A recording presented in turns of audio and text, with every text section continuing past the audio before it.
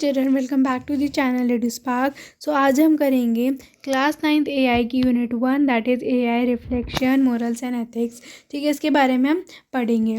सबसे पहले मैं आपको बताती हूँ आर्टिफिशियल इंटेलिजेंस होता क्या है, क्योंकि सबसे पहले मैं आपको इंट्रो देना ही प्रेफर करूँगी। आर्टिफिशियल मतलब होता है चिल्ड्रन मैन मेड, जो चीज़ ह्यूमंस ने नहीं बनाई है, जो आर्टिफिशियल बनाई जा रही हो, सो बेसिकली मैन मेड।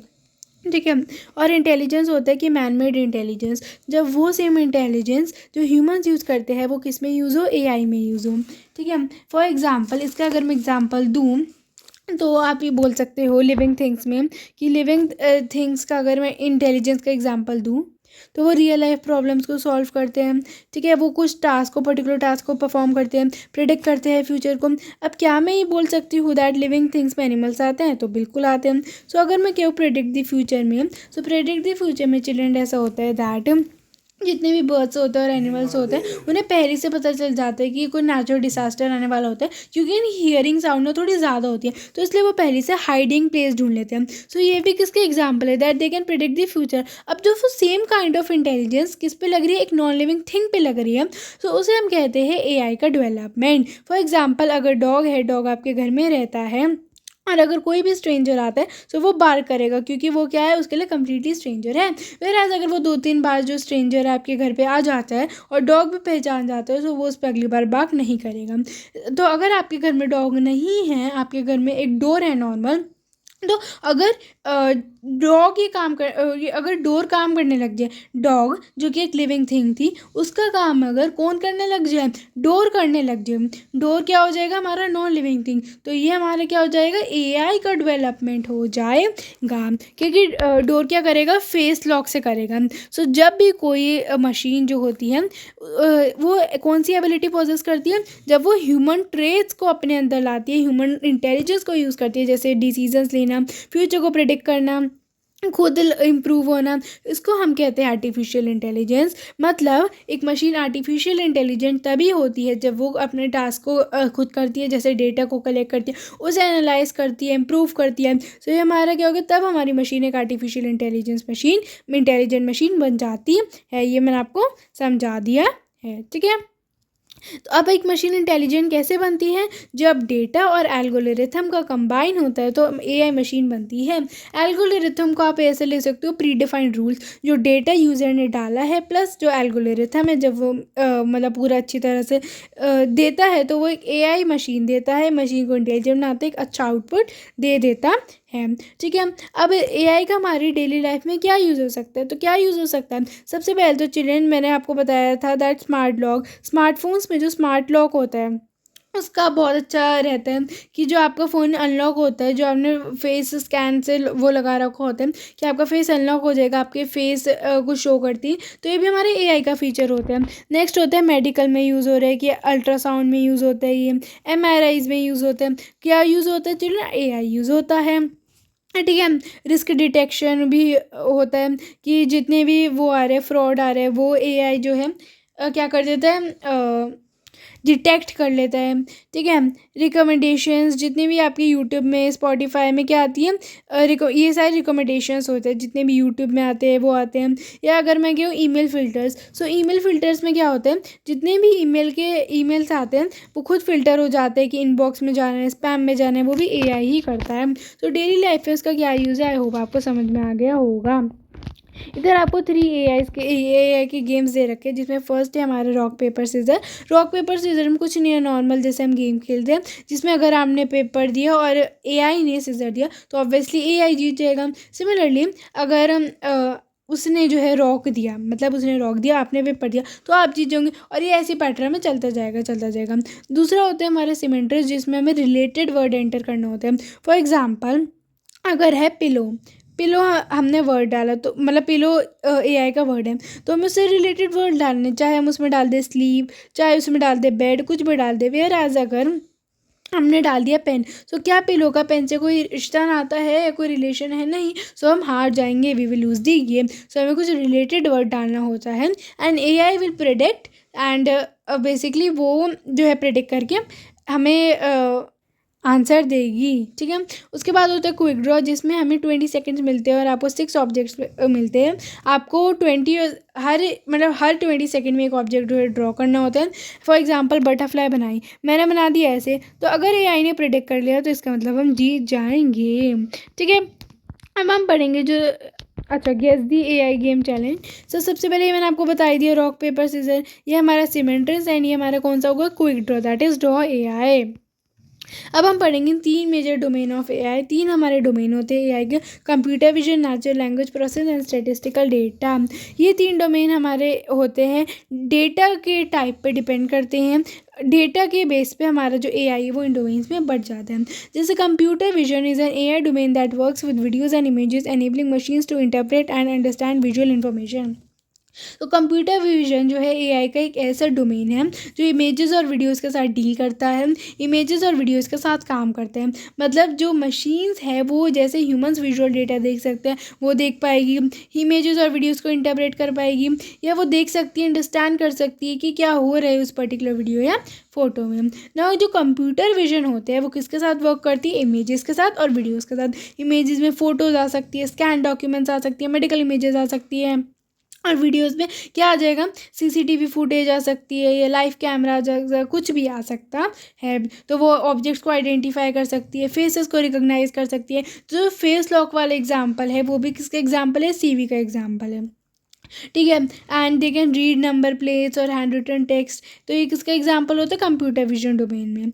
ठीक है, एग्जांपल जितने भी स्मार्टफोन्स में फेस लॉक होते हैं, या सेल्फ ड्राइविंग कार्स आजकल वो हो रही हैं, यूज़ की जा रही है, वो भी सीवी का एग्जांपल होता है, जिसमें ड्राइवर की सीट पे कोई नहीं बैठा होता, सिर्फ वो एआई चला रहा होता है।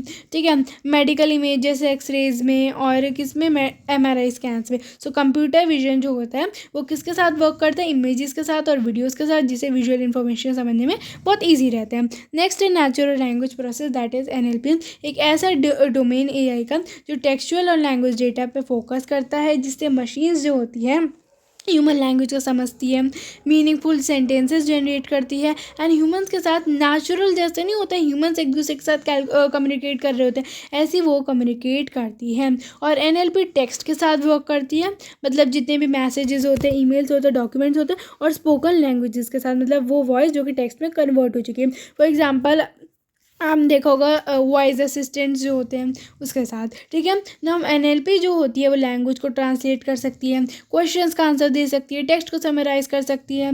ये और इसके एग्जांपल हो गए चिल्ड्रन गूगल ट्रांसलेटर हो गया, स्पेल चेक हो गया जो ऑटो करेक्ट का आता है, एंड कई सारे वॉइस असिस्टेंट्स हो गए जैसे सिरी या एलेक्सा। ठीक है, आई होप अब तक आपको ये चैप्टर समझ में आ रहा होगा।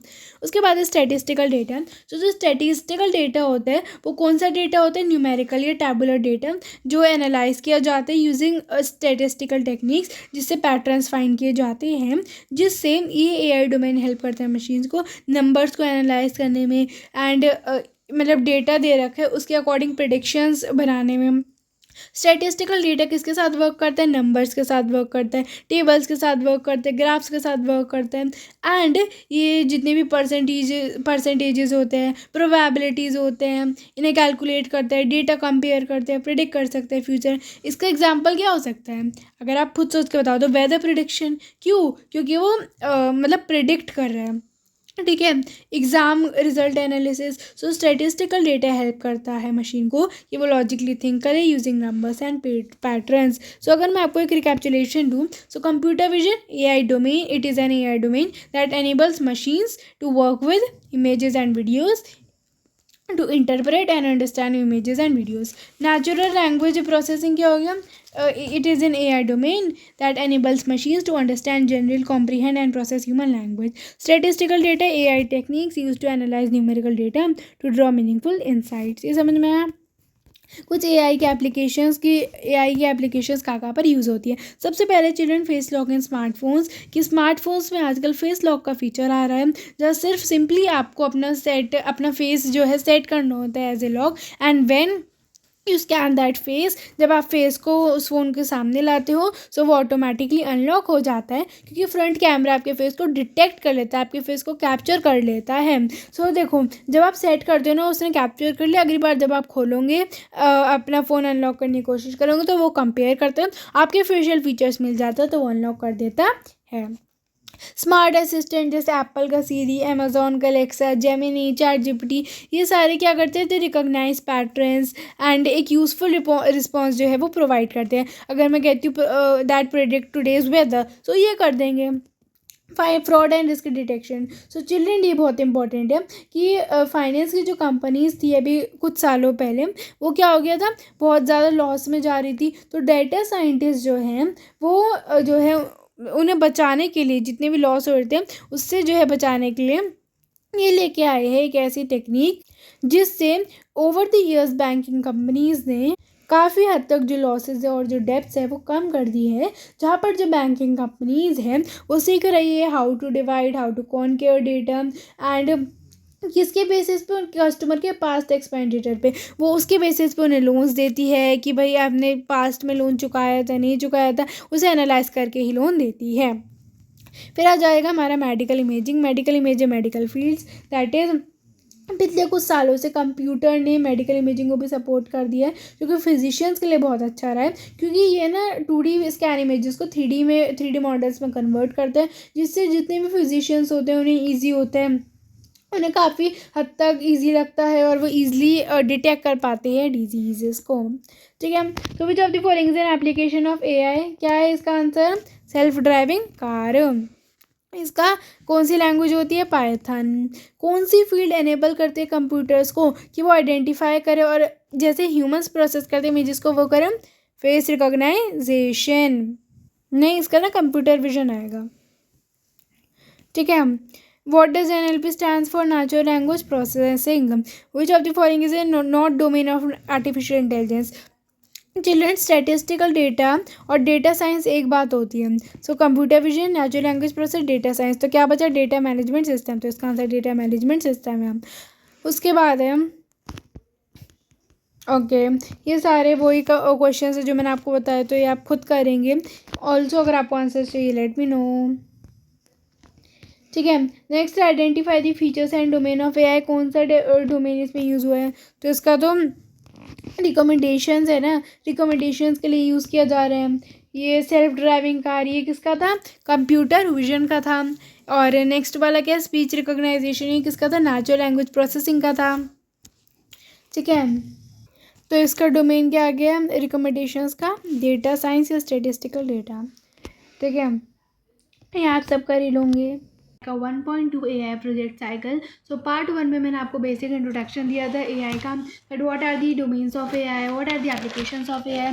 तो अगर आपने वो नहीं देखा so please kindly go through that video, उसके बाद ही इधर वीडियो में स्किप करना, क्योंकि वो थोड़ा इंट्रो था AI का, और अगर आपने वो नहीं समझा तो it would be difficult for you to understand this topic. ठीक है, इस वीडियो में हम पढ़ेंगे AI प्रोजेक्ट साइकिल, क्या क्या AI प्रोजेक्ट साइकिल होती है और क्या क्या उसके क्या होते हैं यूजेस होते हैं और कहाँ पर वो यूज़ की जाती है, हर एक स्टेप्स को हम पढ़ेंगे।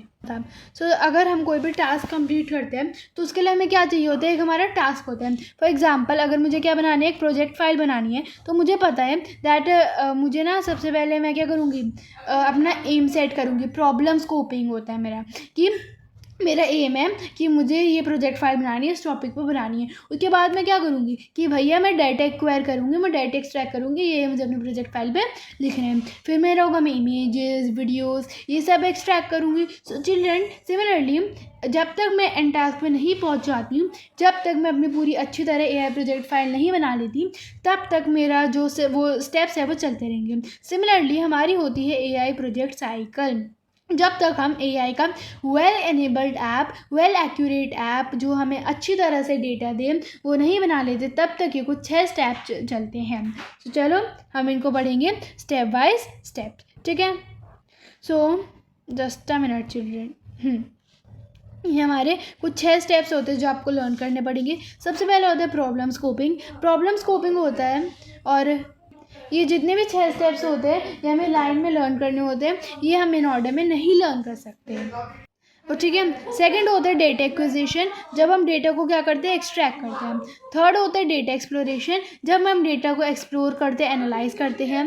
हम हर एक स्टेप को ईजिली पढ़ेंगे, हम हर एक स्टेप को डिफाइन में डिटेल में पढ़ेंगे। मैं सिर्फ आपको बेसिक ओवरव्यू दे रही हूँ। नेक्स्ट होता है हमारा मॉडलिंग। मॉडलिंग होता है चिल्ड्रेन जब आप उसे एक्यूरेट बना देते हो। एवोल्यूशन होता है जब आप उसे टेस्ट करके देखते हो। एंड डिप्लॉयमेंट होता है जब वो 100% एक्यूरेट आ जाता है, तो आप उसे जब फार्मर मतलब कोई भी यूज़र है, ओनर है, उसके फ़ोन में डाउनलोड कर लेते हो एंड वो उसे रियल लाइफ प्रॉब्लम्स को सॉल्व करने में हेल्प करता है। ठीक है। फॉर एग्जांपल ये प्रॉब्लम है, इस प्रॉब्लम के बेसिस पे आपका ये जो पूरा कॉन्सेप्ट है मैं आपको समझाने वाली हूँ। ये जो प्रॉब्लम है ये है पेस्ट इन्फेस्टेशन डैमेजेस क्रॉप्स। मतलब बेसिकली एक फार्मर है, फार्मर जो है इसका जो क्रॉप है उस पर कौन फीड कर देते हैं, वो पेस्ट फीड कर देते हैं। इसलिए उस पेस्ट को ना हम नेकेड आई से नहीं देख सकते। जो फार्मर होता है, अब हम देखेंगे कि कैसे हमने उनकी हेल्प की with the help of AI। ठीक है, ये रहा, इधर से हम स्टार्ट करेंगे। While finalising the aim of this system you scope the problem which you wish to solve with the help of your project, this is problem scoping. इसका मतलब क्या होता है, सबसे पहले आप डिसाइड करोगे कि आपकी क्या प्रॉब्लम है, ऐसी क्या प्रॉब्लम है जो आप AI से सॉल्व करना चाहते हो। ठीक है। फॉर एग्जांपल इधर फार्मर वाले केस में प्रॉब्लम क्या हो गई कि पेस्ट डैमेज कर रहे हैं कॉटन की क्रॉप्स को। प्रॉब्लम स्कोपिंग होता है जब आप डिसाइड करते हो आपकी क्या प्रॉब्लम है, ऐसी क्या प्रॉब्लम है जो आप AI से सॉल्व करना चाहते हो। ठीक है। Now, as you interact with the farmers, you get to know different types of worms affecting the cotton crop. You will collect the following data. उसके बाद ये डेटा दे रखा है। कहा गया है जब फार्मर्स से बातचीत करने के बाद हमें पता चला कि डिफरेंट पेस्ट के बारे में पता चला, कितने पेस्ट होते हैं, डिफरेंट वर्म्स के बारे में पता चला जो कॉटन प्लांट को हार्म कर रहे हैं और कैसे उन पर फीड कर रहे हैं। ठीक है। हमें क्या क्या डेटा मिला, हमें उन पेस्ट की फ़ोटोज़ मिली, इमेजेस मिली, हमें फार्मर्स के नेम पता चले जिनकी क्रॉप पे वो फीड कर रहे हैं, हमें लोकेशन पता चली, हमें विलेज के नेम्स पता चले, और हमें पता चला फार्म का साइज़ कि क्या साइज़ है लैंड का। फिर हमें पता चला पेस्टिसाइड यूसेज के बारे में, ऐसे क्या केमिकल्स है जो उन पर क्या केमिकल फर्टिलाइजर्स जो है वो ऑलरेडी उस पर्टिकुलर फार्म में यूज़ किए गए हैं। ठीक है। तो ये डेटा हेल्प करता है AI को जिससे वो सिचुएशन को अच्छी तरह समझे और मोर एक्यूरेट हमें रिजल्ट्स दें। As you start collecting the images, names of villages, farmers and other details, you actually acquire data. कहा गया है दैट जब हमने इन्फॉर्मेशन को, डेटा को कलेक्ट करना स्टार्ट किया, हम उस डेटा को एक्वायर कर रहे हैं, हम उस डेटा को क्या कर रहे हैं, एक्सट्रैक्ट कर रहे हैं। ठीक है। This data now becomes the base of your pest management system. Note that the data needs to be accurate and reliable as it ensures the efficiency of your system. This system is known as data acquisition. कहा गया है that जब आप information को collect करना start करते हो, जिसका मतलब क्या है, आप उस डेटा को एक्सट्रैक्ट कर रहे हो, आप एक्वायर कर रहे हो, तो पूरा AI का जो सिस्टम है वो इसी डेटा पे डिपेंड करता है। अगर आपने इन्फॉर्मेशन जो है, डेटा जो है एक्यूरेट निकाला या रॉन्ग निकाला, तो जो आपको आउटपुट मिलेंगे वो भी एक्यूरेट नहीं मिलेंगे, आपको गलत ही मिलेंगे और पूरा AI सिस्टम रॉन्ग आपको रिजल्ट्स देगा। क्योंकि आपका क्या आता है, जो डेटा था ये आपका बेस था पूरे पेस्ट मैनेजमेंट का सिस्टम का। तो अगर आपने डेटा भी करेक्ट निकाला होगा सॉरी, तो आपका जो आउटपुट है वो भी करेक्ट ही आएगा। इस प्रोसेस को हम कहते हैं डेटा एक्विजिशन, जब हम करेक्ट और यूजफुल डेटा एक्सट्रैक्ट करते हैं। After acquiring the required data you realise that this is not uniform. मतलब आपने क्या किया, उस डेटा को कलेक्ट कर लिया, लेकिन उसके बाद आप रियलाइज़ करो कि ये डेटा अच्छी तरह ऑर्गेनाइज की नहीं है। For example, some images are small in size while others are big, some images and other data are missing while you have multiple copies of others. We clean the data, try to make it uniform and fill in the missing data to make it more understandable. कहा गया है that जब आप data को क्या करते हो, acquire करते हो, जब आप उसे मतलब देखते हो, वो क्या है, आप देखते हो कलेक्टेड डेटा जो है अनऑर्गेनाइज्ड है, रॉन्ग है। जैसे कुछ इमेजेस तो स्मॉल हो गई, कुछ इमेजेस बहुत बड़ी बड़ी हो गई, इनमें से कुछ डेटा ऐसा है जो मिसिंग है, जो उससे रिलेट करता था, रिलेबल था, लेकिन क्या है कि वो मिसिंग है। ऐसा कुछ डेटा है जो डुप्लीकेट है, जो रिपीट हो रहा है, उस डेटा को हम डायरेक्टली यूज़ नहीं कर सकते हैं। ठीक है। We clean the data, try to make it uniform and fill in the missing data. हम उस डेटा को क्लीन करेंगे, मतलब जो इमेजेस है उन्हें साइज़ में इक्वल करेंगे, जितनी भी ऐसी डुप्लीकेट इमेजेस है जो रिपीट हो रही है हम उन्हें रिमूव करेंगे, जितनी भी मिसिंग इन्फॉर्मेशन है जो उधर नहीं है हम उसे फिल करेंगे, जिससे data it will be more easy to understand. By exploring data researchers can identify patterns and trends. So जब हम डेटा को क्लीन कर लेते हैं, तो हम डेटा को जब देखते हैं सो हम ये फाइंड कर सकते हैं दैट कौन से पेस्ट ने सबसे ज़्यादा अटैक किया है, ठीक है, कौन कौन से पेस्ट के सबसे ज़्यादा चांसेस अटैक करने के, कौन सा पेस्टिसाइड ऐसा है जो अच्छी तरह वर्क करेगा, या क्या इफेक्ट होगा उसका किस पे, क्रॉप यील्ड पे, ठीक है, ये हम पता लगा सकते हैं, ठीक है। You try to interpret useful information out of the data you have acquired. So कहा गया है दैट, ये हमारा थर्ड स्टेप आ जाता है स्टेज का, जब जितना भी आपने डेटा निकाला होता है आप उस डेटा को एनालाइज करते हो, and for this you explore the data and try to put it uniformly for a better understanding. This is known as data exploration. तो ये हमारा थर्ड स्टेप होता है डाटा एक्सप्लोरेशन का। जब जितना भी डेटा हो तो आप उसे एनालाइज करते हो, आप उसे इंटरप्रेट करते हो, एंड जब आप उस डेटा को स्टडी करते हो, एनालाइज करते हो, समझने की कोशिश करते हो, इसे हम कहते हैं data exploration. So after exploring the data, you know that you need to develop an AI enabled app which the farmers will click the pictures of the collected pest using the phone camera. The AI app then decides whether the image is valid, and based on the number of pests recognized by the system and rules laid out by the entomologist, recommendations are displayed. So कहा गया है that जब आप इन सबको analyse कर लेते हो तब आपको पता है दैट अब नीड है कि आप एक AI एनेबल्ड ऐप बनाओगे. सो एक ऐप क्रिएट कर जाएगा जहाँ पर फार्मर्स जो है पेस्ट की फ़ोटोज़ क्लिक करेंगे एंड वो उसको सोल्यूशन जो है सजेस्ट करेंगे. सो अब AI चेक करेगा उसके बाद ये जो फ़ोटो है is it clear, is it usable, इससे क्या आइडेंटिफाई किया जा सकता है.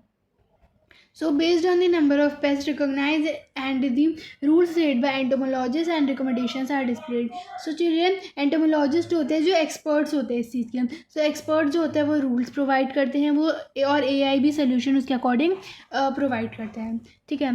You look at different enabled app using which the farmers will click the pictures of the collected pest using the phone camera, and the AI app then decides whether the image is valid based on the number of pests recognized by the system and rules laid out by entomologists. Recommendations are displayed. मैंने आपको करवा दिया.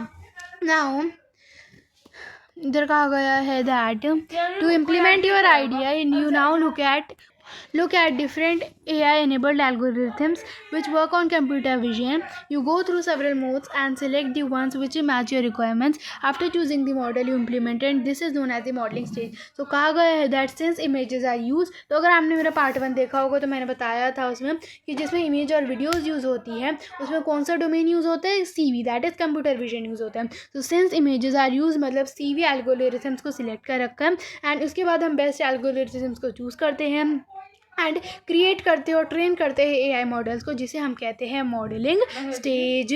सो your pest management system is now complete. You test it first by emptying the trap of pest onto a blank sheet of paper and opening the app, then clicking the pictures of pest. You notice that the results were 70% correct. After evaluating this model you work on other shortlisted AI algorithms and work on them. So कहा गया है that अब आपका system किसके लिए ready है, testing के लिए रेडी है, एंड आप नोटिस करते हो दैट जो रिजल्ट्स है ना वो सिर्फ 70% ही करेक्ट है. मतलब ये मॉडल काम तो कर रहा है लेकिन ये मॉडल जो है एक्यूरेटली वर्क नहीं कर रहा है. सो जब आप इस मॉडल को एवेल्यूएट करते हो, जब बाकी मॉडल जो होते हैं वो टेस्ट किए जाते हैं टू इम्प्रूव दी एक्यूरेसी. सो बाकी मॉडल्स क्या हो रहे हैं, यूज़ हो रहे हैं, जिससे एक्यूरेसी जो है वो 100% आ जाए और वो एक एफिशिएंट AI एनेबल्ड जो है ऐप बन जाए. ठीक है. So as you move towards deploying your model in the real world, you test it in as many ways as possible. The stage of testing the models is known as evaluation.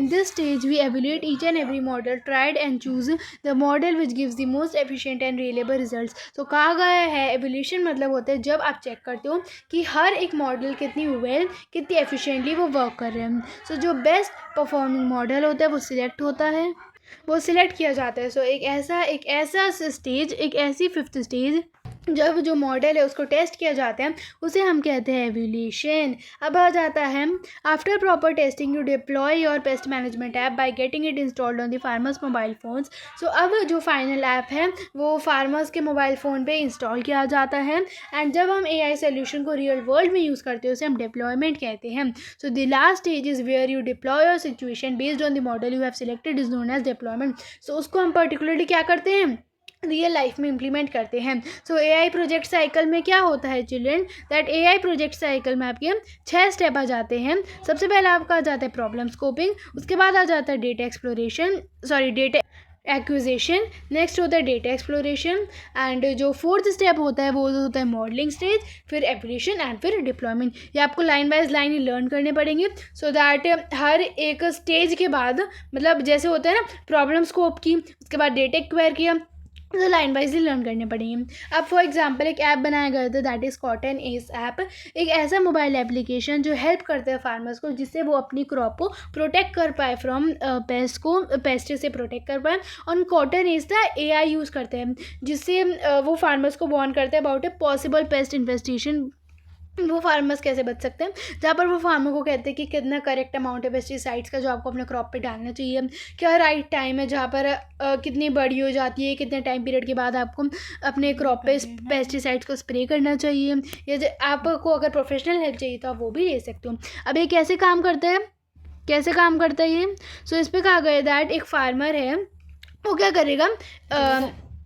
मतलब वो जो है अपने camera से, अपने phone के camera से जिस पे वो इंस्टॉल करा गया था, उस पेस्ट की फ़ोटो लेगा एंड उस पिक्चर को अपलोड करेगा ऐप पे, एंड फिर वो ऐप जो है इंसेक्ट को डिटेक्ट करेगा एंड सजेशंस जो है वो सजेस्ट करेगा। ठीक है चिल्ड्रन, अब जो मेन था ना वो इधर तक का था, इधर जो है ना वो सारे टाइप ऑफ एग्जांपल्स दे रखे थे, बिल्कुल इम्पॉर्टेंट नहीं है, लेकिन स्टिल मैं एक बार बता देती हूँ क्या क्या करना है। ठीक है, what is AI project cycle mapping. AI project cycle mapping क्या होती है, मैपिंग होता है चिल्ड्रन जब एआई प्रोजेक्ट में कितने इंडिविजुअल स्टेप्स होते हैं एआई प्रोजेक्ट साइकिल में। सो मैपिंग भी वही चीज़ होती है जो इधर दी गई है। ठीक है ना, हमें प्रोजेक्ट साइकिल क्यों चाहिए, जिससे हम बेटर सोल्यूशंस क्रिएट कर पाए, एफिशिएंसी हो पाए किसी भी सोल्यूशन में, एक्यूरेसी आ पाए, हमारा ये सोल्यूशन फास्टर बिल्ड हो जाए। तो पहला तो हो गया एफिशिएंसी, नेक्स्ट हो गया मॉड्यूलैरिटी। मॉड्यूलैरिटी होता है जब आप उस पूरे प्रोसेस को छोटे छोटे पार्ट्स में डिवाइड करते हो। तो अगर हमारा ये सोल्यूशन वर्क नहीं कर रहा है सो हमें चेक करने की ज़रूरत नहीं है, सब कुछ चेंज करने की ज़रूरत नहीं है, क्योंकि हम उसे तोड़ चुके होते हैं। सो आपको सिंपली एक पर्टिकुलर स्टेप पे जाना होता है और उधर ही देखना होता है।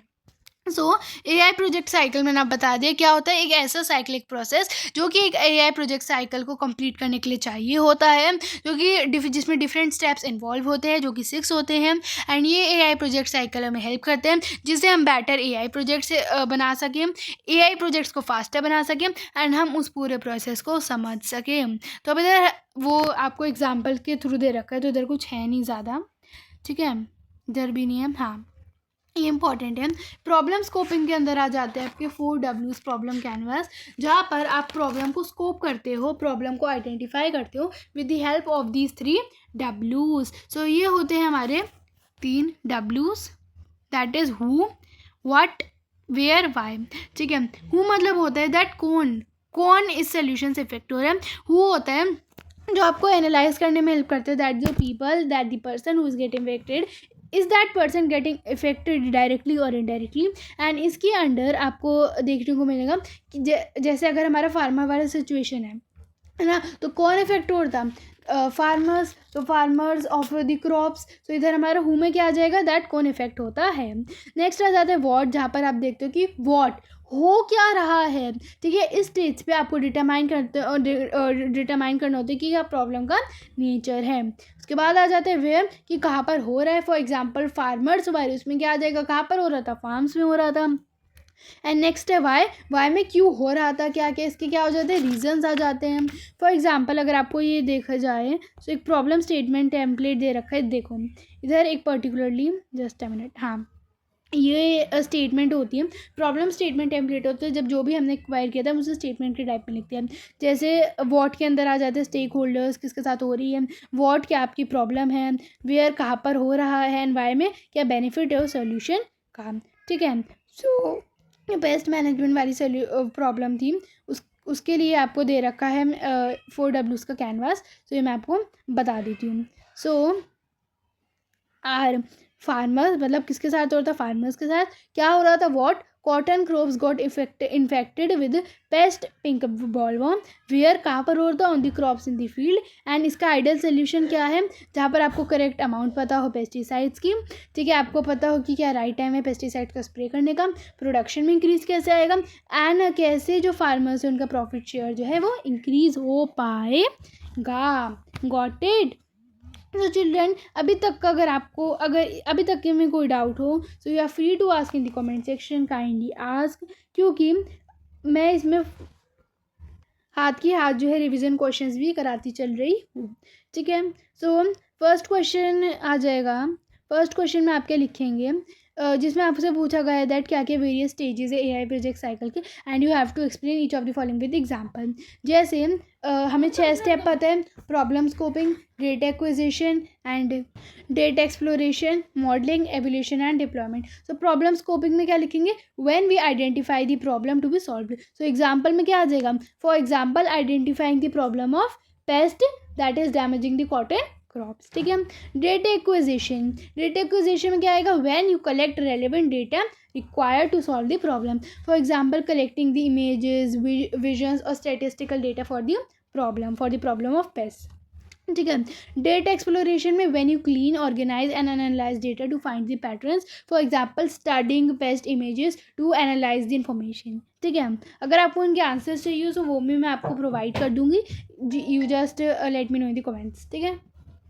नेक्स्ट है मॉडलिंग में होता है when you train AI models to solve the problem, for example using CV models to identify pest from images. Next evolution, when you test the model to check accuracy और is it performing good or is it 100% accurate, for example checking if the model correctly identifies the pest, and deployment, using the final model in real life, for example installing that pest detection app on farmers mobile phones, ठीक है।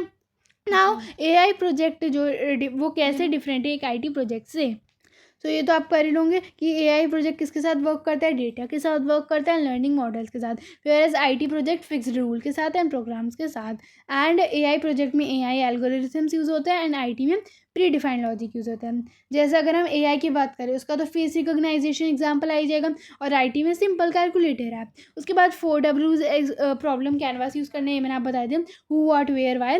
Who में क्या आ जाएगा, who is affected by the problem, for example cotton farmers. What is the problem, so problem क्या है, pest infestation in crops. Where कहाँ पर हो रहा है, where does the problem occur in cotton farms, and why is it important to solve. तो इसके example में क्या आ जाएगा, to increase the crop yield and farmer income, to increase the farmers share, ठीक है।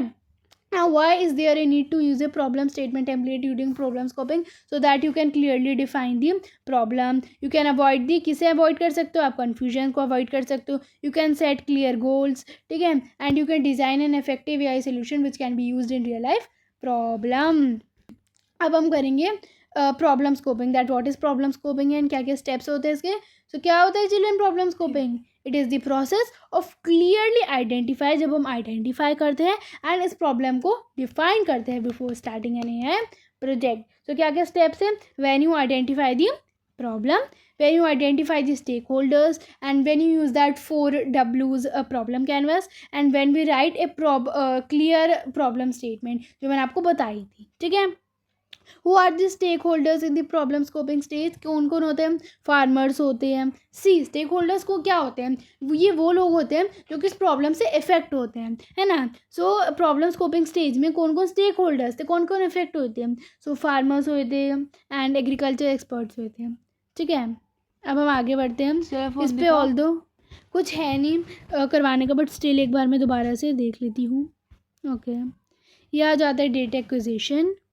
सो देखो डेटा एक्विजिशन तो मैंने आपको वही बता दिया था, जब हम डेटा को कलेक्ट करते हैं। अब चिल्ड्रन ये बहुत इंपॉर्टेंट है, ये एग्ज़ाम में आता ही आता है, ये मैं बताती हूँ दैट दो तरह के डेटा कौन से होते हैं। तो एक होता है हमारा ट्रेनिंग डेटा, एक होता है हमारा टेस्टिंग डेटा, जब हम मशीन को इस वे में ट्रेन करते हैं, और एक होता है जब हम टेस्ट करते हैं।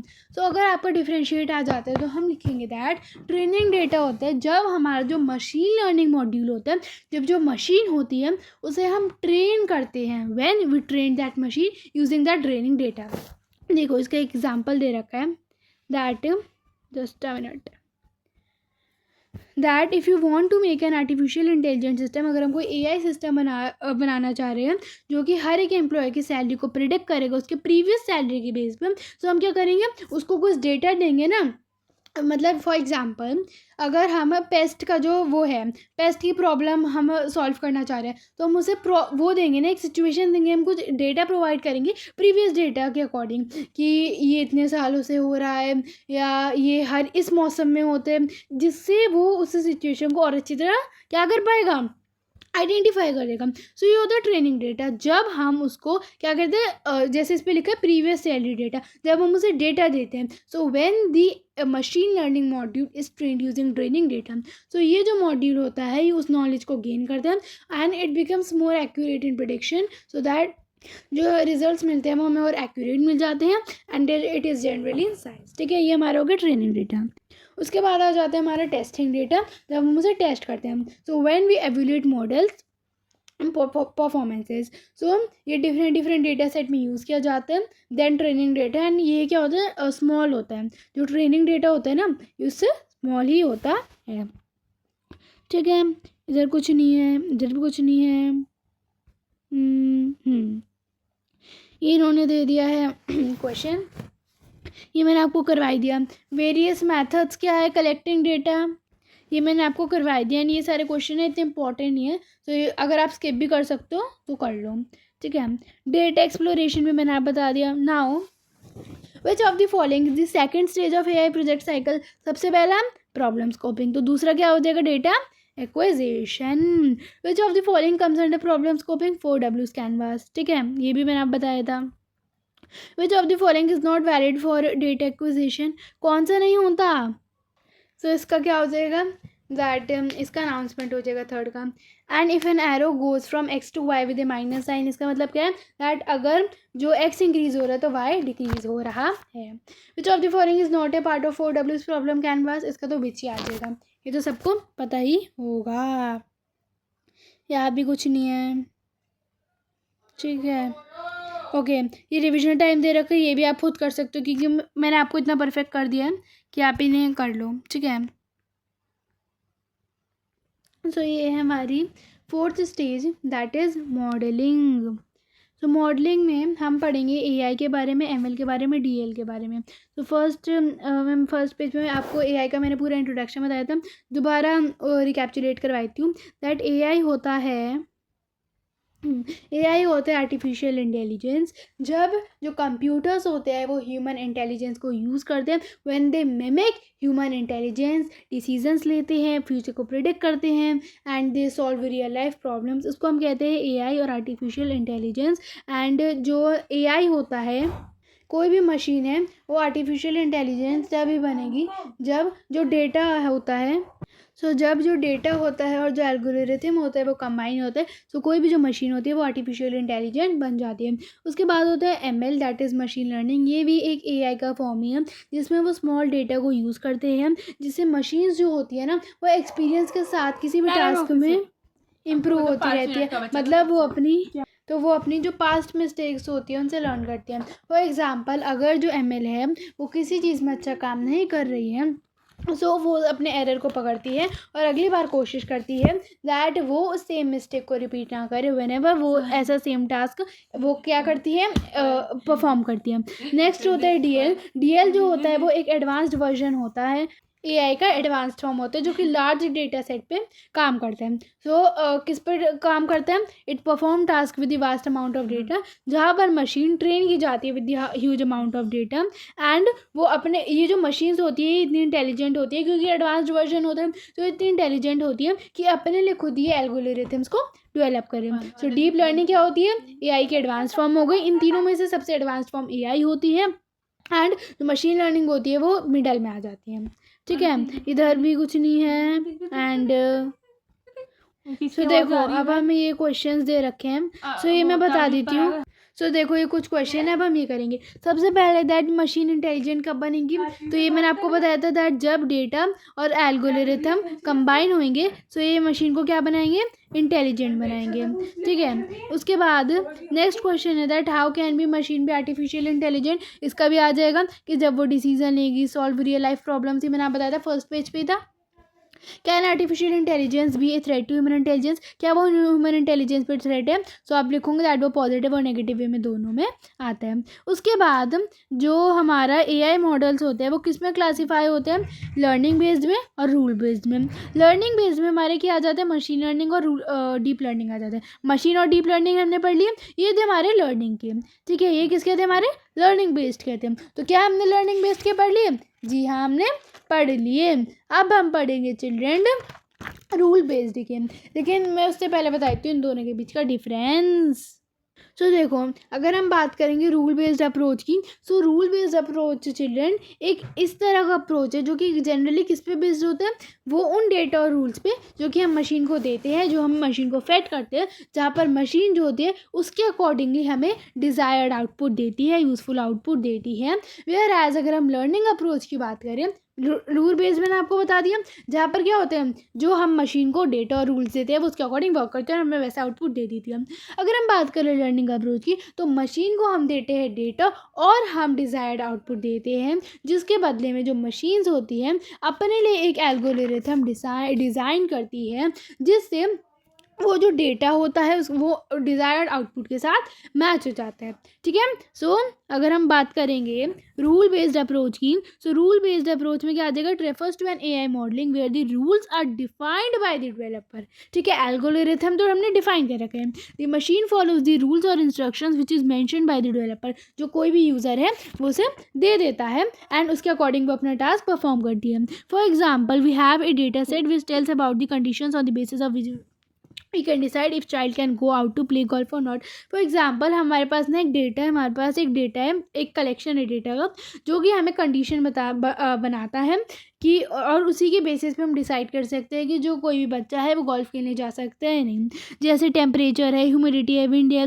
ना हमने कई सारी हमने वेरियस पॉसिबिलिटीज़ ले ली एंड इसके हर केस को जानने के बाद हमने उस डेटा को किसको दे दिया? मशीन में दे दिया, along with the rules which tell the machines all the possibilities. तो अब जो मशीन है वो इस डेटा को ट्रेन करेगी and now it is ready to be tested. और जब हम इस मशीन को टेस्ट कर रहे होंगे, सो हम उस मशीन को कहेंगे दैट आउटलुक ओवरकास्ट, मतलब टेम्परेचर नॉर्मल होना चाहिए, ह्यूमिडिटी नॉर्मल होनी चाहिए, विंड वीक होनी चाहिए। अगर ये सारी कंडीशन सुटेबल बैठ रही तब तो चाइल्ड जो है गोल्फ खेलने जाएगा, ठीक है। So on the basis of testing data set, जो मशीन है अब वो now the machine will be able to tell the child, ये मैंने आप बता ही दिया कि वो अब क्या करेगी? बताएगी कि क्या वो बच्चा जा सकता है नहीं। इसको हम कहते हैं rule based approach. So rule based approach समझ में आ गया, जब डेटा और रूल्स हम मशीन को देते हैं और वो हमें डिज़ायर्ड आउटपुट दे देता है। ये हमारा रूल बेस्ड अप्रोच हो गया, ठीक है ना। रूल बेस्ड अप्रोच का ये वही है मैंने आपको बताया कि जैसे टेम्परेचर हॉट है, ह्यूमिडिटी हाई है और विंडी हो रहा है नहीं हो रहा, तो उसके अकॉर्डिंग क्या बच्चा जा सकता है या नहीं जा सकता, ठीक है। यस किस में? जहाँ पर कि बोल रहा है कि जो टेम्परेचर हो रहा है वो कूल हो रहा है, ह्यूमिडिटी नॉर्मल है और विंडी भी हो रहा है, सो इस टाइम पे बच्चा जा सकता है, जी जा सकता है। अब हम पढ़ेंगे लर्निंग बेस्ड अप्रोच को। सो लर्निंग बेस्ड अप्रोच कैसी अप्रोच होगी? लर्निंग बेस्ड अप्रोच होगी जहाँ पर मशीन को हम डेटा दे रहे हैं, वो डिज़ायर्ड आउटपुट दे रहा है और वो अपने लिए एक एल्गोरिथम को डिज़ाइन कर रहा है। So refers to the AI modelling where the machine learns by itself, ठीक है, खुद ही वो लर्न करती है। Under the learning based approach, इस किसके अंदर? इस अप्रोच के अंदर, जैसे लर्निंग बेस्ड के एग्जाम्पल में एमएल आ जाता है ना, कि वो कैसे खुद ही क्या करते हैं, खुद ही अपनी मिस्टेक से सीखता है। सो कहा गया है दैट इस अप्रोच के अंडर जो एआई मॉडल है वो ट्रेन होता है किससे? जो डेटा हम उसे देते हैं, और एक ऐसा मॉडल डिज़ाइन करता है which is adapted to the change in data, ठीक है।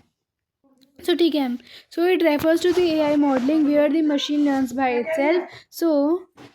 सो इसका मतलब क्या होता है? दैट एमएल मशीन लर्निंग एक ऐसा एआई का टाइप होता है जहाँ पर जो कंप्यूटर होता है वो अपने ही डेटा से लर्न करता है, instead of being given fix rules bye humans उसे फिक्स रूल्स नहीं देते। सो ये तो हो ही गया।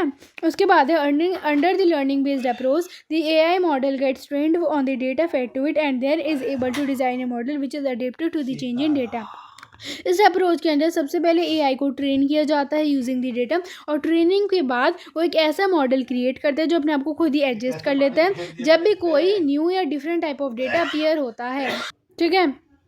So that is, if the model is trained with X type of data and the machine designs the algorithm around it, the model would modify itself according to the changes which occur in the data so that all the exceptions are handled in this case. तो अगर जो AI है वो एक type of data, one type of data से train किया जा रहा है, सो वो क्या बिल्ड करेगा, एक रूल्स बिल्ड करेगा, it builds rules based on that data. And जब कोई भी न्यू या थोड़ा सा डिफरेंट डेटा आएगा, तो जो मॉडल है वो अपने आप को उसके अकॉर्डिंग एडजस्ट कर लेगा इंस्टेड ऑफ फेलिंग, जिससे मतलब उसे हेल्प मिलती है और वो हैंडल कर पाते हैं जितने भी एक्सेप्शंस होते हैं, अनयूजुअल केसेस होते हैं. फॉर एग्जांपल, जहाँ पर आपको एग्जांपल दे रखा है ये वाला, ठीक है. Suppose you have a data set comprising of 100 images of apples and bananas. आपको डेटा सेट का एग्जांपल दे रखा है जहाँ पर 200 इमेजेस है, जहाँ पर 100 इमेजेस जो है एप्पल्स के और 100 इमेजेस आपको बनानास की दे रखी है, ठीक है. सो जो फ्रूट्स है ये शेप में डिफरेंट है, साइज में डिफरेंट है एंड अपीयरेंस में डिफरेंट है, जिससे AI को हेल्प मिलेगी, जिससे AI लर्न करेगा दैट एप्पल्स एंड बनाना हमेशा आइडेंटिकल नहीं होते, वो साइज़ में, हर एक चीज़ में, अपीयरेंस में डिफरेंट होते हैं. सो हर एक इमेज को एक करेक्ट नेम दे दिया. इस प्रोसेस को हम कहते हैं लेबलिंग. लेबलिंग क्या होते हैं, these images are then labelled, उसको लेबल किया जाता है, या तो एप्पल, जो एप्पल है उसका एप्पल के नीचे, बनाना को बनाना के नीचे. सो इसको हम लेबलिंग कहते हैं, जिससे AI को पता चल जाता है दैट कौन सी इमेज कौन सी कैटेगरी से बिलोंग करती है. Now the AI model is trained with the data set and the model is programmed in such a way that it can distinguish between an apple image and a banana image according to their features. So अब हमने AI को इस वे में train कर दिया है that वो उसके शेप का, कलर का, अपीयरेंस का ना डिफरेंस समझ गई है. सो इन फीचर्स के को समझने के बाद अब वो बनानास के और एप्पल्स के बीच में कोई डिफरेंस बता पाएगी and can predict the label of an image which is fed to it as an apple or a banana. After training, the machines is now fed with the testing data. So training के बाद AI predict कर पाएगा कि जो new image है वो Apple है या बनाना है, और इसलिए हर एक इमेज का वो करेक्ट लेबल दे देगा दैट अगर बनाना है तो बनाना की इमेज के नीचे बनाना, क्योंकि उसे उसका साइज़ पता चल जाएगा, उसका कलर पता चल जाएगा, उसकी अपीयरेंस पता चल जाएगी. तो AI अब रेडी है एंड AI जो है उसे टेस्ट किया जाएगा यूजिंग न्यू इमेजेस, जो कि ट्रेनिंग के टाइम पे यूज़ नहीं हुई थी. Now the testing data might not have similar images as the ones on which the model has been trained. Now जिस इमेज पे वो ट्रेन किया गया था, हो सकता है वो इमेजेस जो है अभी टेस्ट करने पे ना हो, टेस्टिंग डेटा पे ना हो, जैसे क्या पता डिफरेंट एंगल हो, डिफरेंट बैकग्राउंड हो, लेकिन सिंस हमने पढ़ा था डैट वो अपने हिसाब से एडजस्ट कर लेगा, तो क्या वो उसे आइडेंटिफाई कर पाएगा, बिल्कुल कर पाएगा. So the model adapts to the features on which it has been trained and accordingly predicts if the image is of an apple or banana. So AI will use its learned features, so even if the image is different, it is able to predict the image, and this shows that learning and adaptive nature of machine learning. So machine learning क्या होता है, एक ऐसा AI approach होता है जहाँ पर system data से लर्न करता है एंड वो चेंजेस को अडेप्ट कर लेता है, अपना जो ट्रेनिंग डेटा उससे उसको एडजस्ट कर लेता है उसके according, and it makes prediction without being explicitly programmed. ठीक है, अब हम पढ़ेंगे, रिवीजन टाइम आ गया था. वेरियस स्टेजेस क्या है, ये वही है. आर्टिफिशियल इंटेलिजेंस, ये भी मैंने आपको बता दिया. मशीन लर्निंग AI से कैसे रिलेटेड है, ये भी ईजी है, उसमें सिर्फ आपको उसका एक्सप्लेन करना है. एंड देन रूल बेस्ड और लर्निंग बेस्ड को आपको डिफ्रेंशिएट करना है. अब हम पढ़ेंगे एवोल्यूशन के बारे में. एवोल्यूशन भी मैंने आपको पढ़ाया था. सो एवोल्यूशन में आप पहले भी बताया था, जब हम डिफरेंट मॉडल्स के थ्रू जाते हैं एंड सिलेक्ट करते हैं कि कौन सा हमारी रिक्वायरमेंट को मैच करता है. So evolution is the process of understanding the reliability of an AI model based on the outputs by feeding data test data set into the model and comparing with actual answers. तो evolution मतलब होता है जब हम check करते हैं कि कितना रिलेबल और कितना एक्यूरेट वो पर्टिकुलर AI मॉडल है, जहाँ पर मतलब कैसे होते हैं, मॉडल टेस्ट डेटा देते हैं. This is done by giving the model test data and compare करते हैं हम with the correct answers. So there can be different evolution techniques depending of the type and the purposes of the model. तो देखो different AI models को different evolution methods चाहिए होते हैं. जितने डिफरेंट AI मॉडल्स होंगे उतने डिफरेंट एवोल्यूशन मेथड्स डिफरेंट होंगे उनको टेस्ट करने के. सो जो एवोल्यूशन टेक्निक है वो डिपेंड करता है कि किस चीज़ के लिए मॉडल यूज़ किया गया है. जैसे इमेज रिकॉग्नाइजेशन के लिए यूज़ किया गया है, प्रिडिक्शन के लिए यूज़ किया गया है, किस चीज़ के लिए यूज़ किया गया है. So remember that it is not recommended to use the data we use to build the model to evaluate it. तो हम ना ट्रेनिंग डेटा यूज़ नहीं करते, किसके लिए, एवोल्यूशन के लिए. एवोल्यूशन हम न्यू और अननीड डेटा से ही यूज़ करते हैं. This is because our model will simply remember the whole training set and will therefore always predict the correct level for any point in the training set. क्योंकि हमारे model को ना children training set तो याद ही रहेगा ना, तो उसका कोई फ़ायदा नहीं, वो हमें करेक्ट ही लेबल देगा. सो इसलिए हम अनसीन डेटा यूज़ करते हैं. सो अगर हम ट्रेनिंग डेटा को यूज़ करें सो मॉडल को जो आंसर्स होंगे वो याद रहेंगे इंस्टेड ऑफ लर्निंग पैटर्न्स. सो इससे फॉल्स एक्यूरेसी आ सकती है. अच्छा, इसका एक एग्जाम्पल है. फॉर एग्ज़ाम्पल अगर फॉर एग्ज़ाम्पल 5th क्लास की बात कर रहे हैं जिसमें एक एक्सरसाइज है 7.1. वो क्या क्या है, मैम ने कहा है कि आपको ये सब अच्छी तरह से इसकी प्रैक्टिस करके आनी है मैथ्स में. इसका मैं टेस्ट दूंगी आपको. अगले दिन बच्चे लर्न करके आ जाते हैं. सो क्या फॉर एग्ज़ाम्पल उस एक्सरसाइज में फर्स्ट पार्ट था 7 + 7 × 8. तो जो टीचर है वो ऐसे देगी तो चिल्ड्रन बच्चों को याद ही रहेगा. तो इसकी जगह अगर वो ऐसे दे रही है 7 × 7 + 7, सो उससे हो सकता है कि बच्चे जो है ये याद कर रखा था लेकिन ये याद ना कर रखो, है ना. मतलब ऐसे उन्हें दिक्कत हो समझने में. सो इसलिए टीचर देती है जिससे उन्हें रटा रटाया याद ना हो, उन्हें क्या है प्रैक्टिस हो जाए, उन्हें समझ में आए. ठीक है, तो ऐसे इस मॉडल के साथ है. So once a model has been made. अच्छा, ये मैं आप बताना भूल गई that this is known as overfitting. Overfitting मतलब होता है जब एक मॉडल अच्छा काम करते हैं ट्रेनिंग डेटा पे लेकिन वो रियल लाइफ डेटा में जो अनसीन डेटा होता है उसमें फॉल्स हो जाता है, मतलब करेक्ट लेबल नहीं देता. And once a model has been made and trained, it needs to go through proper testing so that one can calculate the efficiency and performance of the model. तो जब वो data train हो जाता है सो ये बहुत ज़रूरी है कि मॉडल को हम अच्छी तरह टेस्ट करें कि वो 100% एक्यूरेसी दे रहा है या नहीं, एक्यूरेट रिजल्ट दे रहा है या नहीं, जिससे हम पता लगा सकते हैं कि कितना एफिशिएंट और एक्यूरेट हमारा मॉडल है.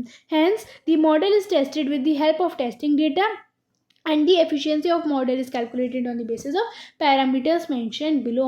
So कहा गया है that इसलिए जो मॉडल है हम उसे टेस्टिंग डेटा की हेल्प से ही टेस्ट करते हैं and it is used to only to test the trained model, जिससे ट्रेन मॉडल क्या हो पाए, यूज़ हो पाए, टेस्ट हो सके. And the efficiency of the model, जब हम मॉडल के परफॉर्मेंस को कैलकुलेट करते हैं वो कुछ पैरामीटर्स के बीच में कैलकुलेट होते हैं जैसे accuracy, precision, recall and F1 score.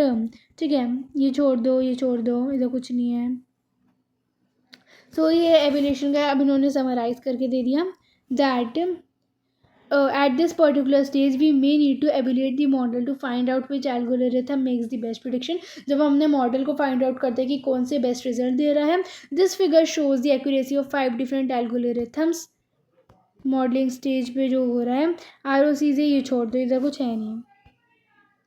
So evolution क्या होता है, सो हम simple defining that in this stage we go through several different models and select the one which is best and we choose this according to our requirements. Various model evolution techniques भी मैंने आप बता दी. ठीक है, now deployment पढ़ेंगे हम. So deployment is the final stage in the AI project cycle where the AI model or solution is implemented in a real world scenario. So deployment AI project cycle का last step होता है जिसमें जो AI model होते हैं वो real life में use किया जाता है. टेस्टिंग ही नहीं यूज़ करते, उसे रियल लाइफ में यूज़ किया जाता है to find out is it giving accurate results और नॉट. ठीक है. की स्टेप्स इन डेवलपमेंट प्रोसेस, मतलब क्या इंपॉर्टेंट स्टेप्स है जो कि इन्वॉल्व होते हैं डिप्लॉयमेंट प्रोसेस में. सो testing and validation of the AI model. So real use से पहले, जब हम उसे रियल वर्ल्ड में इम्प्लीमेंट करें उससे पहले हम मॉडल को टेस्ट करते हैं दोबारा टू एंश्योर कि वो अच्छी तरह काम कर रहा है या नहीं कर रहा है. तो ये हमारा पहला था.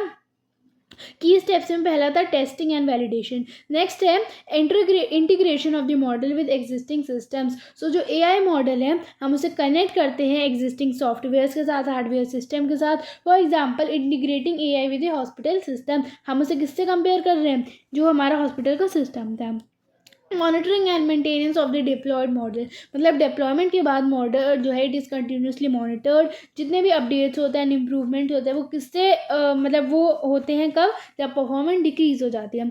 सम examples of successful AI project that have been deployed in the various industries such as the self driving cars, medical diagnosis systems and chatbots. तो AI हमारा ऑलरेडी कई सारी फील्ड्स में सक्सेसफुली इंप्लीमेंट किया जा रहा है, जैसे सेल्फ ड्राइविंग कार्स जहाँ पर जो एआई होता है वो हेल्प करता है व्हीकल्स को दैट वो सेफली ड्राइव करे विदाउट ह्यूमंस को ड्राइविंग सीट पर बैठने की ज़रूरत नहीं होती।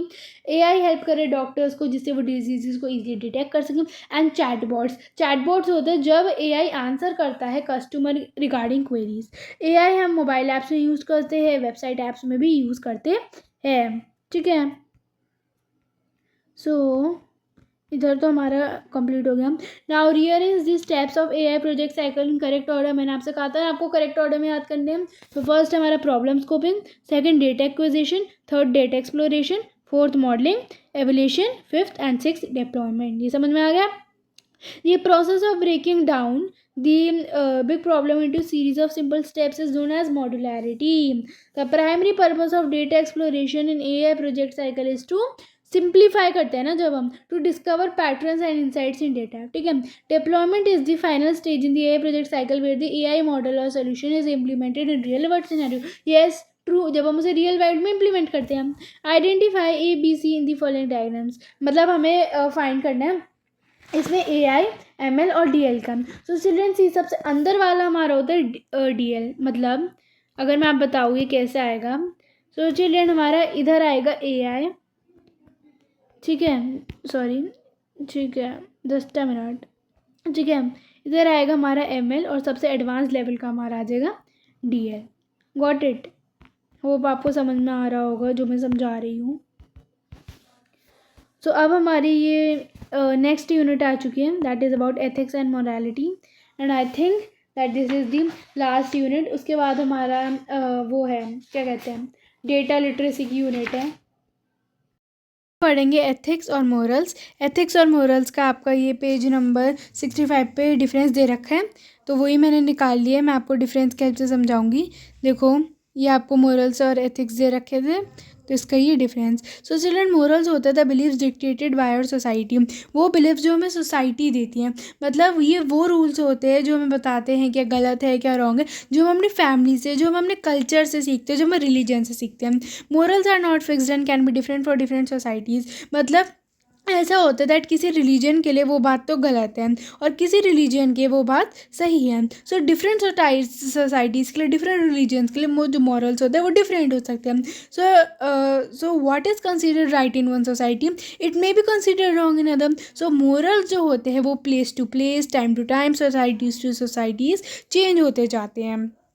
एग्जाम्पल इन्होंने दे रखे, जैसे ऑलवेज स्पीक द ट्रूथ, जैसे कहा गया है सोसाइटी हमें बोलती है, जो हमारा सोसाइटी बोलती है that honesty is good, you should always speak the truth. Always be loyal, that you should always be faithful to people, ठीक है। And always be generous, that you should be help, that you should always help others, and it is seen as a moral value.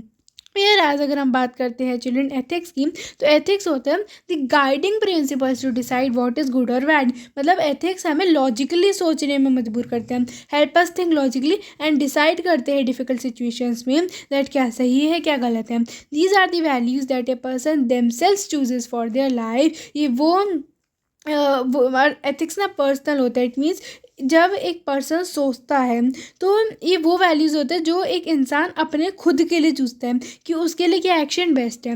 Morals हो गए जो society dictate करती है, where as ethics हो गए जब हम खुद सोचते हैं। इसका एग्जाम्पल दे रखा है, for example is it good to speak the truth in all situations, जैसे होता है कि समवन जो ट्रुथ बोल रहा है, सच बोल रहा है, हो सकता है कि वो किसी को हर्ट कर दे तो वो झूठ बोलना प्रेफर कर रहे हैं। तो कोई सारी सिचुएशन ऐसी होती है जब हम सच नहीं बोल सकते चाह के भी। Is it good to be loyal under all circumstances, जैसे क्या अगर लॉयलिटी गलत चीज़ को सपोर्ट करिए तो हमें क्या लॉयल रहना चाहिए उस सिचुएशन में भी। And is it necessary to be always generous, कि एथिक्स हमें ये सोचने में मजबूर करते हैं कि क्या बैलेंस है क्या कॉन्सिक्वेंस है, ठीक है। सो मैंने आपको एथिक्स और मोरल्स के बीच का डिफरेंस बता दिया है दैट एथिक्स वो चीज़ होती है, मोरल्स वो चीज़ होते हैं जो हम सोसाइटी से लर्न करते हैं, और एथिक्स होता है व्हाट इज़ गुड और what is bad that we learn from us, वो हमारे ऊपर होता है, दैट इज़ पर्सनल, ठीक है। Now ethics with personal data, ठीक है, पर्सनल डेटा के साथ ये कहा गया है, ठीक है, जस्ट अ मिनट। जैसे अराउंड पूरे वर्ल्ड में कितने स्मार्टफोन्स हैं, 5.34 बिलियन स्मार्टफोन्स यूज़र्स हैं। अगर हम जुलाई 22 के अकॉर्डिंग बात करें, ठीक है, जितनी इन्फॉर्मेशन इंटरनेट में अवेलेबल है, नाउ एआई हेल्प करता है कि हम किसी भी पर्सन के रिलेटेड डेटा निकाल सकते हैं। एंड जैसे फॉर एग्जांपल मुकेश अंबानी है, हम उससे नेटवर्क निकाल सकते हैं, नेम, एज, रिलीजन सब निकाल सकते हैं हम किसी भी पर्सन का। सो ये जो एआई सोल्यूशंस होते हैं ये कौन यूज़ करते हैं? They are use by organization जो हमें कस्टमाइज रिकमेंडेशन देती है प्रोडक्ट्स के लिए, सॉन्ग्स के लिए और वीडियोज़ के लिए। मतलब बिलियंस ऑफ पीपल है जो अपना डेटा ऑनलाइन शेयर कर लेते हैं। कुछ को पता नहीं होता, कुछ को पता भी होता है। सो एआई जो होता है वो एनालाइज करता है उस ह्यूज अमाउंट ऑफ डाटा को, और एआई वीडियो सजेस्ट करता है, एड सजेस्ट करते हैं, प्रोडक्ट्स सजेस्ट करते हैं। फॉर एग्जांपल अगर हम देखा होगा, फॉर एग्जांपल अगर मैं स्टडी हैक्स की वीडियो देख रही हूँ, स्टडी हैक्स की मैं ज़्यादा वीडियो देखने लग गई, तो मेरी जो यूट्यूब की शॉर्ट्स हैं, मेरी जो इंस्टाग्राम की फीड है, वो सारी स्टडी हैक से ही बढ़ जाएगी। सो वो रिकमेंडेशंस देते हैं। In this way AI can influence our decision making at times. So AI effect करता है कि हम क्या देख रहे हैं, हम क्या सोच रहे हैं, हम क्या खरीद रहे हैं। This calls for ethical principles that govern AI and people who are creating AI. So AI must be design responsibly to protect people. Now पहले मैं समराइज़ करवाना भूल गई थी, तो मैं आपको क्या करवाऊँगी, पहले समराइज़ करवा देती हूँ। So the result will tell you which characters you preferred over the others. मतलब आपकी मोरल्स एंड एथिक्स के बारे में ना, दैट आपकी चॉइसेस बताएगी दैट किन वैल्यूज़ पे, किन काइंड ऑफ वैल्यूज़ पे आप बिलीव करते हैं। Saving more lives matter to you when give a choice you would prefer to save as many people as you can. So you believe that human life is the most important. So आप ज़्यादा life बचाने में focus करोगे। It does not matter to you if a person obeys the law or not when it comes to saving people. So human life ही most important thing है। So it does not matter to you कि अगर कोई इंसान है वो law को follow कर रहे हैं नहीं, अगर आपको उसे बचाने की बारी आ जाती है। ठीक है, और ये एक एथिक्स एंड पर्सनल डेटा की एक स्टोरी है। ठीक है, स्टोरी किसकी है? ये जैक की स्टोरी है। There is a student name Jack. मतलब एक रियल लाइफ एग्जांपल है एथिक्स का, जिसपे इन्होंने एक एग्जांपल है, एक जैक एक लड़का है उसका। Jack spends a lot of money on the internet every day. मतलब रेगुलर इंटरनेट यूज़र है, इंटरनेट पे अपने कई सारे घंटे जो है ऐसे ही बिता देते हैं। He does his research assignments, connects with his friends, uses social media, plays his favourite games and shops on the internet. This means that a lot of his personal information is on the internet. मतलब वो internet को पढ़ाई के लिए use करता है, entertainment के लिए यूज़ करता है, अपने दोस्तों से बातें करने के लिए यूज़ करता है, फेवरेट गेम्स को खोलने के लिए यूज़ करता है, शॉपिंग करने के लिए यूज़ करता है। सो आपको देखने को मिल रहा है दैट वो इंटरनेट कैसे यूज़ कर रहे हैं। फॉर एग्जांपल अगर वो ऑनलाइन शॉपिंग कर रहे हैं फ्लिपकार्ट से या कोई भी ऐप से वो शॉपिंग कर रहे हैं, तो वो क्या मांगेंगे? ऑब्वियसली उन्हें घर तक पहुँचाना है उसके कोई भी सामान, तो उसका नंबर मांगेंगे, उसका नेम मांगेंगे, उसकी ईमेल आईडी, जितना भी इंपॉर्टेंट इन्फॉर्मेशन है वो सब मांगते हैं, जितने भी ऐप्स होते हैं। सो इसलिए उसकी पर्सनल इन्फॉर्मेशन ऑनलाइन है। This means that a lot of his personal information is on the internet. मतलब उसका जो डेटा है, उसकी वॉइसेस, उसके सर्चेस, उसकी हैबिट्स सब कहाँ पर स्टोर हो रही है चिल्ड्रन? ऑनलाइन स्टोर हो रही है। He uses personal voice assistant on his phone to play music and make calls। जैसे उसका वॉइस डेटा कलेक्ट हो रहा है क्योंकि वो पर्सनल वॉइस असिस्टेंट यूज़ करते हैं अपने फ़ोन में म्यूज़िक को प्ले करने के लिए। जैसे होता है ना कि हे जेमिनी प्ले दिस म्यूज़िक, हे सिरी, है ना। सो उसकी वॉइस स्टोर्ड हो गई। He uses his phone camera to click a lot of pictures and store them safely on his phone। तो वो अपने फ़ोन का कैमरा यूज़ करता है जिससे उसकी जो फोटोज़ और पर्सनल मोमेंट्स है वो स्टोर होते हैं। And he searches the internet whenever he needs any new information और if he wants to buy something. और वो इंटरनेट पे सर्च करते हैं अपने इंटरेस्ट को लेकर, कभी उसे जो बाय करना होता है। सो एथिक्स विद पर्सनल डेटा मैंने आपको बता दिया कि इंटरनेट पे हमारी सारी पर्सनल इन्फॉर्मेशन होती है। नाउ अब हम पढ़ेंगे जैक के बारे में कुछ इश्यूज़। सबसे पहला is an average middle school student. मतलब वो एक एवरेज ज़्यादा पढ़ाकू नहीं है, मतलब एवरेज है। वो मिडिल स्कूल स्टूडेंट है जो कि 6 to 8 के बीच में किसी स्कूल क्लास में पढ़ता है। His school recently started an AI based essay regarding system. उसके स्कूल ने रिसेंटली एक AI based essay regarding grading system जो है वो स्टार्ट किया, जिससे the system takes in an essay and assigns grades after evolution. उसका जैसे एस्से का सिस्टम है, वो एस्से एक बार जो जितने बच्चे ऐसे लिखते हैं वो उसे मतलब लेता है और उसके अकॉर्डिंग एवोल्यूट करके उसको ग्रेड्स दे देते हैं। Jack is worried that he scored a bad grade even though he wrote a really good essay. तो जैक ना बहुत वरीड है क्योंकि उसने ऑल दो अच्छा ऐसे लिखा था, लेकिन स्टिल उसे क्या मिला, उसे मतलब इतना अच्छा नहीं मिला कह सकते हो बैड ग्रेड मिला है, ठीक है। सो कभी कभी हो सकता है ना एआई भी रॉन्ग डिसीजन ले लें। So the reason was that, reason क्या था, दैट जो डेटा एआई एल्गोरिथम ने स्टोर किया to learn how to grade essays was faulty, ठीक है, वो क्या था, गलत था। The data had been collected from students who also happen to live in a different country. This is an example of how AI can be wrong, how AI can be wrong at times because of faulty and biased data। अब इसको समझाने के लिए मेरे पास example है। For example AI है, AI क्या ले रहा है, जॉब अपॉर्चुनिटीज़ ले रहे हैं। सो इस पे जैसे ना ऐसे नहीं होता, जैसे हर 100 बंदे में से 40 बंदे सिलेक्ट होंगे। तो गवर्नमेंट ओनर्स ने रियलाइज़ किया दैट जो एआई है ना वो मोस्टली मैन को ही अपने जॉब दे रहे हैं, वेराज विमेन को नहीं दे रहे, जिससे जो रेशियो है विमेन की जॉब्स की वो काफ़ी कम हो चुकी है। सो आपको देखने को मिला दैट एआई बियास डिस्क्रिमिनेशन कर रहा है, ठीक है।